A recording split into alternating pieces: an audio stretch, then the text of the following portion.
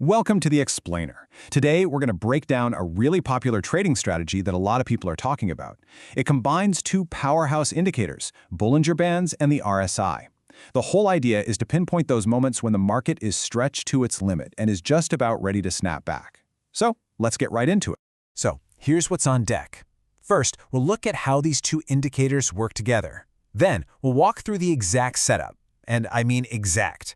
After that, we'll get into the why behind it all, the logic that makes it tick. Then the fun part, the specific rules for making a trade. And, maybe most importantly, we'll cover the one market condition that you absolutely have to avoid. We'll wrap things up with a more advanced signal to really sharpen your edge. So what's the big idea here? Well, at its heart, this strategy is all about getting a second opinion. You're not just relying on one piece of data.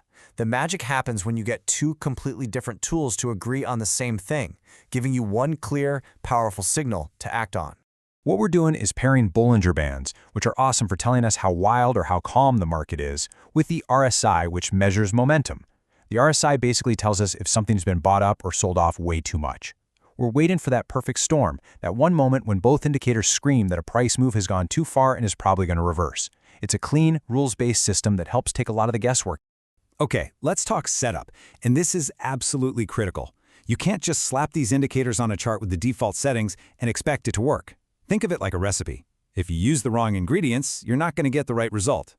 Get these settings wrong and the whole strategy just, well, it falls apart.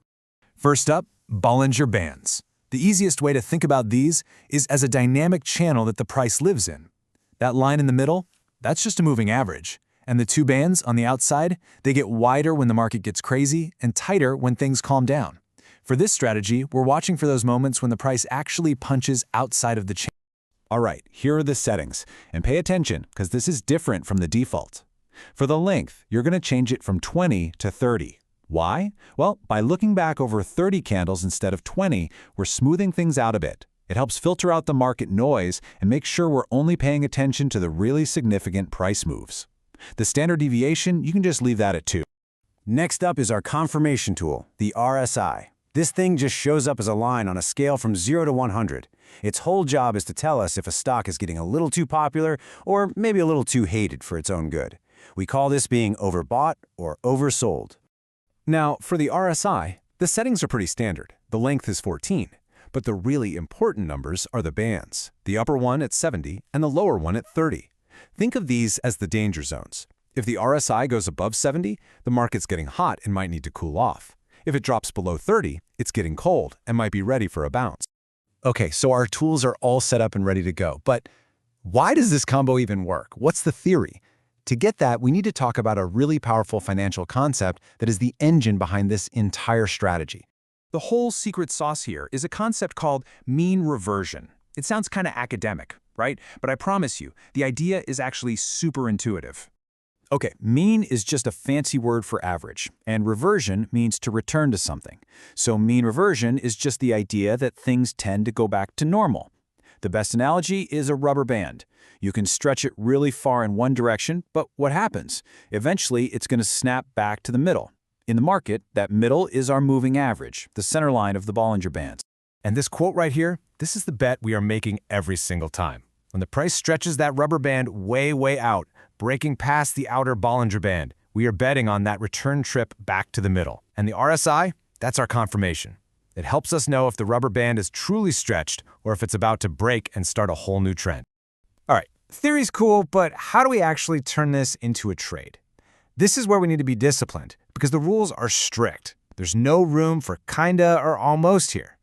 So here's the checklist. It's a two-step process and you need both. For a buy signal, step 1, a candle has to close below the lower Bollinger Band. Step 2, at that same time, the RSI has to be below 30. For a sell signal, it's the mirror image. Step 1, a candle closes above the upper band.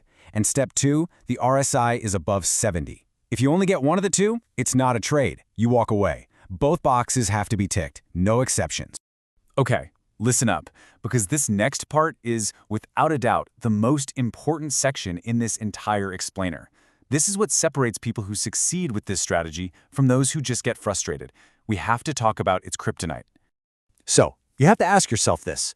What is the one market environment that can completely sabotage this strategy and just hand you a string of frustrating losses? The answer is a sideways, choppy, range-bound market.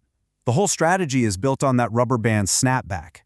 But in a sideways market, there's no tension. The rubber band is just limp. The price isn't making any big, stretched-out moves, so there's no energy for it to snap back from. The indicators give you fake signals and you get chopped to pieces. So how do you spot this trap before you fall into it? Well, the indicators give you huge clues. First, look at the Bollinger Bands. If they squeeze together and get really, really narrow, that's a giant red flag. It means volatility has vanished. You'll also see the price just bouncing around with no real direction. And finally, the RSI will just get lazy. It'll hover around that middle area between 30 and 70 and never hit the extreme levels we need. If you see this, the best trade you can make is no trade. Okay, for those of you who want to take this to the next level, there's an advanced signal you can look for. This little trick can help you spot some of the highest probability setups this strategy can offer. It's a phenomenon called divergence, and it's exactly what it sounds like. It's when the price and the RSI start telling you two different stories. It's like the price chart is screaming, we're going down, but the RSI is kind of whispering, I'm not so sure about that. This disagreement is a massive clue that the momentum is dying out. Let's look at this classic example of bullish divergence. You see the price makes a new low, right? It drops lower than its previous low. But look at the RSI at the same time. It's actually making a higher low. What does that tell us? It tells us that the sellers are running out of steam. Even though the price went down, the selling pressure was weaker. When you see this kind of divergence on top of a normal buy signal, that's what you'd call an A+ setup. So, let's put a bow on all this. The tools, Bollinger Bands set to 30, and the standard RSI. The logic, we're playing mean reversion, betting on that snap back to the average. The number one trap you got to avoid, boring, sideways markets where the bands get tight. And your special edge, looking for divergence as that extra powerful confirmation.